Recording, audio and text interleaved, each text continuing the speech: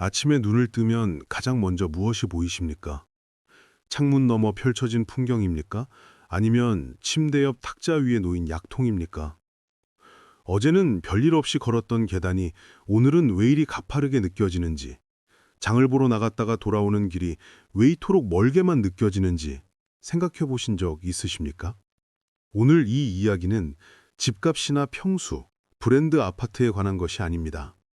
바로 여러분의 다음 10년, 20년을 결정짓는 진짜 중요한 한 가지에 관한 이야기입니다. 그것은 바로 입지 체력입니다. 지금부터 여러분께 들려드릴 이야기를 끝까지 들으신다면 집을 보는 눈이 완전히 달라질 것입니다. 그리고 어쩌면 지금 살고 계신 집에서 당장 나와야 할지도 모른다는 생각이 드실 겁니다. 첫 번째 이야기, 서울 목동에 살던 김 선생님. 김 선생님은 65의 나이에 30년을 살아온 목동 아파트를 떠나기로 결심했습니다. 주변 사람들은 모두 말렸습니다. 목동은 교통이 좋고 학군이 좋고 집값도 안정적이지 않느냐고 말입니다. 하지만 김 선생님의 대답은 명확했습니다. 계단이 문제였습니다. 아파트 단지 내에서 마트까지 가려면 육교를 건너야 했고 지하철역까지는 완만해 보이지만 생각보다 긴 경사로를 지나야 했습니다. 젊었을 때는 전혀 문제 없었던 그 길이 60을 넘기면서부터 조금씩 버거워지기 시작했습니다. 병원을 가려면 버스를 2번 갈아타야 했습니다. 날씨가 좋지 않은 날이면 외출 자체를 포기하는 날이 잦아졌습니다. 친구들과 약속을 잡아도 집에서 나가는 것부터가 일이었습니다. 그렇게 조금씩 바깥 활동이 줄어들었고 집안에만 머무르는 시간이 길어졌습니다. 김 선생님이 이사를 결심한 것은 어느 겨울날이었습니다. 병원 검진을 받고 돌아오는 길에 눈이 내렸습니다. 미끄러질까 조심조심 걸었지만 육교 계단 앞에서 한참을 망설였습니다. 그날 김 선생님은 깨달았습니다. 이 집이 아무리 좋아도, 이 동네가 아무리 살기 좋아도 내가 자유롭게 움직일 수 없다면 무슨 소용인가 하는 것을 말입니다. 그렇게 김 선생님은 경기도의 한 신도시로 이사를 갔습니다. 평수는 줄었지만 아파트 단지 바로 앞에 병원이 있었고 마트는 단지 내에 있었으며 지하철역까지는 평지로 5분이면 도착했습니다. 가장 중요한 것은 엘리베이터에서 내리면 바로 현관문이라는 점이었습니다. 이사를 하고 6개월 뒤 김 선생님의 얼굴에는 활기가 돌았습니다. 매일 아침 산책을 나가게 되었고 친구들과의 약속도 부담 없이 잡을 수 있게 되었습니다. 무엇보다 외출이 두렵지 않게 된 것이 가장 큰 변화였습니다. 하지만 많은 분들이 여전히 착각하고 계십니다. 입지는 교통, 학군, 개발 호재만 보면 된다고 말입니다. 그런데 정말 그것만이 전부일까요? 지금부터 여러분께 무서운 진실을 하나 말씀드리겠습니다. 두 번째 이야기. 몸이 먼저 알려주는 신호들. 강남구에 사는 박 여사는 70줄에 접어들면서 이상한 현상을 경험했습니다. 집 주소는 강남인데 정작 강남을 즐기지 못하는 자신을 발견한 것입니다. 백화점도, 문화센터도, 좋은 식당도 모두 가까이 있었지만 막상 나가려면 망설여졌습니다. 이유는 간단했습니다. 주차장에서 엘리베이터까지의 거리, 엘리베이터에서 집까지의 복도 길이, 집안에서도 화장실까지의 거리, 이 모든 것들이 조금씩 부담으로 다가오기 시작한 것입니다. 젊었을 때는 넓은 평수가 자랑이었지만 이제는 그 넓은 평수가 오히려 불편함으로 느껴졌습니다. 박 여사의 남편은 이렇게 말했습니다. 우리 집이 강남 한복판인데 뭐가 불편하냐고, 모든 게 다 가까이 있지 않느냐고 말입니다. 하지만 박 여사는 알고 있었습니다. 가깝다는 것과 갈 수 있다는 것은 전혀 다른 문제라는 것을 말입니다. 실제로 우리나라 노인 중 상당수가 외출 빈도의 감소를 경험합니다. 그 이유를 조사해보면 교통이 불편해서, 거리가 멀어서가 아니라 집에서 나가는 그 첫 단계가 힘들어서인 경우가 많습니다.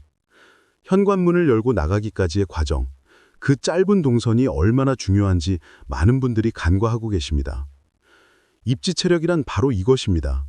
내가 살고 있는 집과 주변 환경이 나의 신체 능력과 얼마나 잘 맞는가 하는 문제입니다.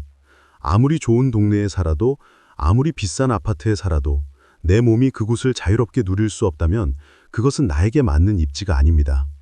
그렇다면 도대체 무엇을 봐야 할까요? 어떤 기준으로 집을 선택해야 노후를 편안하게 보낼 수 있을까요? 여기서부터가 진짜 중요한 이야기입니다. 세 번째 이야기. 동선이 만드는 삶의 질.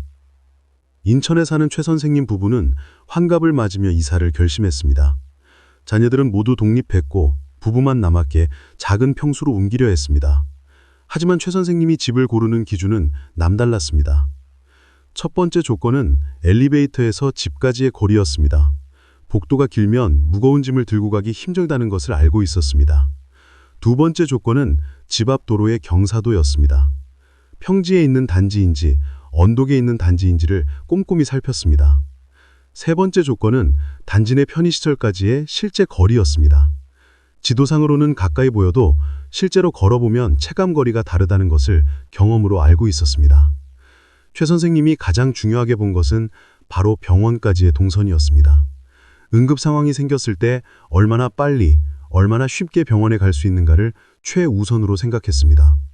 택시를 부르기 쉬운 위치인가, 구급차가 진입하기 편한 구조인가까지 확인했습니다. 주변 사람들은 최 선생님이 너무 까다롭게 군다고 했습니다. 하지만 실제로 그 집에서 생활하기 시작하자 최 선생님 부부의 삶의 질은 눈에 띄게 좋아졌습니다. 아침 산책이 습관이 되었고 날씨만 좋으면 매일 밖으로 나갔습니다.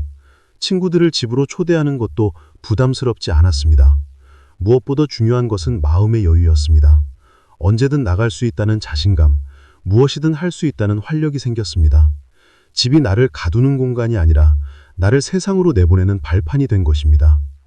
여기서 잠깐, 혹시 여러분은 지금 살고 계신 집에서 얼마나 자주 밖으로 나가십니까? 외출을 하려 할 때 귀찮다는 생각이 먼저 드십니까? 아니면 기대감이 먼저 드십니까? 만약 귀찮다는 생각이 먼저 든다면 그것은 단순히 나이가 들어서가 아닐 수도 있습니다. 바로 집과 주변 환경이 여러분의 활동을 방해하고 있는 것일 수도 있습니다. 네 번째 이야기. 10년을 내다보는 눈. 부산에 사는 정 선생님은 50대 중반에 미리 노후를 준비했습니다. 아직 건강하고 활동적일 때 10년 후, 20년 후를 내다보고 집을 선택한 것입니다. 많은 사람들이 정 선생님의 선택을 이해하지 못했습니다. 아직 젊은데 벌써부터 노인처럼 생각한다고 말입니다. 하지만 정 선생님의 생각은 달랐습니다. 지금은 괜찮아도 10년 후에는 달라질 것을 알고 있었습니다. 지금 계단 오르기가 수월해도 10년 후에는 힘들어질 것을, 지금은 먼 거리고 걸을 수 있지만 10년 후에는 가까운 거리도 힘겨워질 것을 내다본 것입니다. 정 선생님이 선택한 집은 평지에 있는 저층 아파트였습니다. 엘리베이터는 당연히 있었고 단지 내에 작은 슈퍼와 약국이 있었습니다. 무엇보다 도보 10분 거리에 종합병원이 있었고 그 병원까지 가는 길이 완전한 평지였습니다.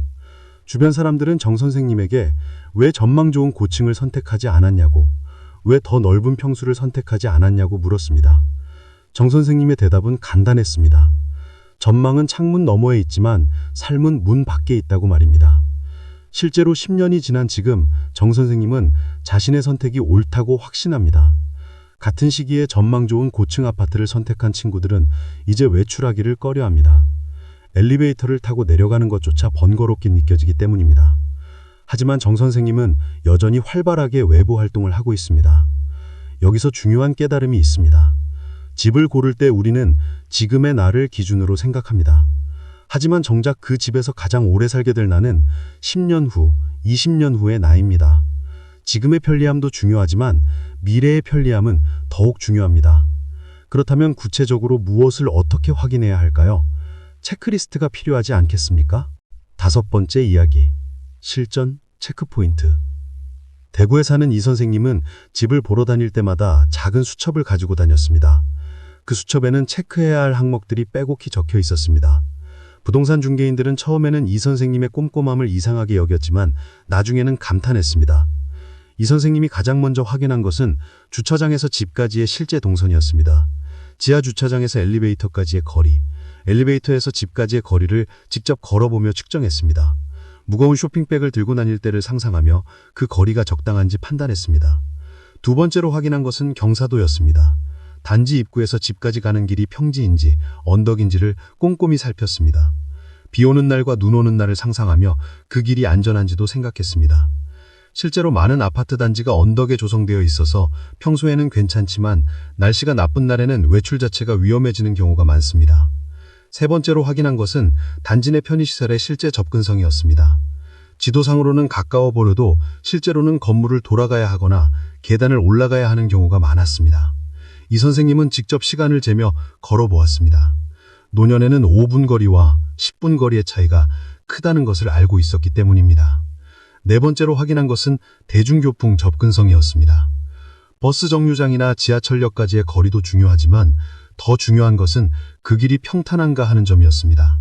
가까워도 계단이 많거나 경사가 심하면 실제로는 이용하기 어렵기 때문입니다. 다섯 번째로 확인한 것은 병원까지의 동선이었습니다. 가장 가까운 병원이 어디에 있는지, 그 병원까지 어떻게 가는지, 응급 상황 시 구급차가 쉽게 올 수 있는 구조인지를 확인했습니다.